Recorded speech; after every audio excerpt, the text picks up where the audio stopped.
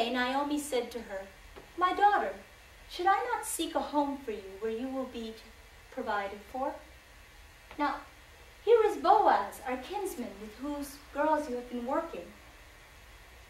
He will be winnowing barley on the threshing floor tonight. Wash and anoint yourself, and dress up, and go down to the threshing floor. But do not let the man know that you are there until he has finished eating and drinking. When he lies down to sleep, take note of the place where he is lying. Then go and uncover his feet and lie down. He will tell you what you are to do." "I will do whatever you say," Ruth answered her mother-in-law. So she went down to the threshing floor and did as her mother-in-law had instructed. When Boaz had eaten and drunk, in a cheerful mood he went to lie down at the far end of the grain pile. Then Ruth came up quietly and covered his feet and lay down. In the middle of the night, the man was startled and turned, and there was a woman lying at his feet. He asked her, "Who are you?" And she said, "I am your servant, Ruth.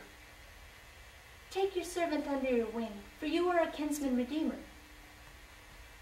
And Boaz said to her, "The Lord bless you, my daughter. This last kindness of yours is greater than the first, in that you have not gone after the young men, whether poor or rich. And now, my daughter, do not be afraid. I will do for you all that you ask. For all of my fellow townsmen and the elders of my people know that you are a woman of character and integrity. Now, while it is true that I am a near kinsman, there is a kinsman nearer yet than I. Stay here for the night, and in the morning, if he will do the part of a kinsman to redeem, good, let him redeem. But if he will not redeem, then, as the Lord lives, I will do so myself. Lie here until the morning." So she lay at his feet until morning, but got up before one could recognize another. And Boaz said, "Do not let it be known that a woman came to the threshing floor." And he said to her, "Bring that shawl you are wearing and hold it out." She held it, and he measured out 6 measures of barley and put it on her. And so she went back into town. When she came to her mother-in-law, she asked her, "How is it with you, my daughter?" And she told her all that the man had done for her. And she said, "He gave me these 6 measures of barley, for he said, 'Do not go back to your mother-in-law empty-handed.'" And Naomi said to her, "Wait, my daughter, until you see what happens, for the man will not rest until the matter is settled today." Boaz went out to the town gate and sat down. And when the kinsman of whom Boaz had spoken passed by, he called out to him, "Come, friend, over here, turn aside and sit down." So he came aside and sat down. Then Boaz took 10 elders of the people and said to them, "Sit here," and they sat. Then Boaz said to the kinsman, "Naomi, who has recently returned from the land of Moab, is selling the piece of land that belonged to our brother Elimelech. So I thought to inform you of the matter and suggest that you buy it in the presence of these seated here and of the elders of my people. If you wish to redeem it, redeem it. But if you will not redeem it, tell me that I may know, for there is no one to redeem it but you, and I am next after you." And the kinsman said to Boaz, "I will redeem it." And Boaz said, "In the day that you buy the field from the hand of Naomi, you also acquire Ruth the Moabite, the wife of the dead, in order to raise up the name of the dead on his inheritance." Then the kinsman said to Boaz, "Then I cannot redeem it, for I might endanger mine own inheritance.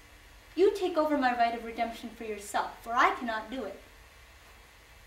Now, this was the common practice in former times in Israel, in matters of redemption and exchange.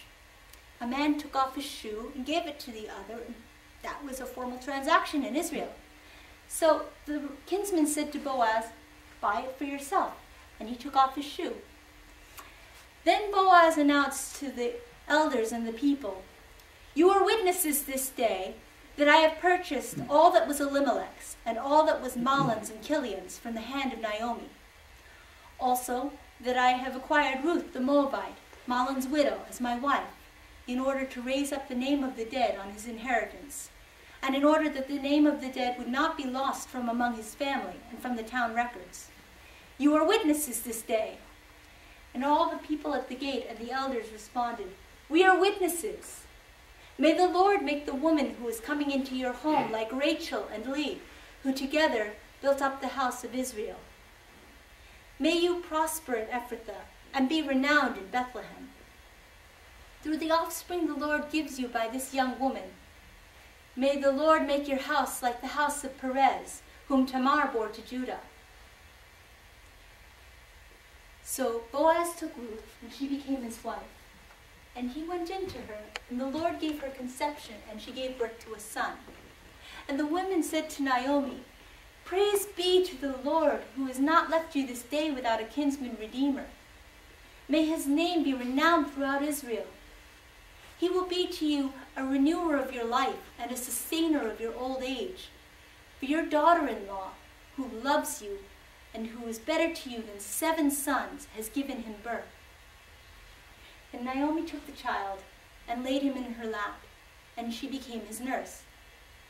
And the women of the town gave him a name, saying, "A son is born to Naomi." And they called him Obed. He became the father of Jesse, the father of David. This then is the genealogy of the line of Perez. Perez was the father of Hezron, Hezron the father of Ram, Ram the father of Amminadab, Amminadab the father of Nahshon, Nahshon the father of Salmon, Salmon the father of Boaz, Boaz the father of Obed, Obed the father of Jesse, and Jesse the father of David.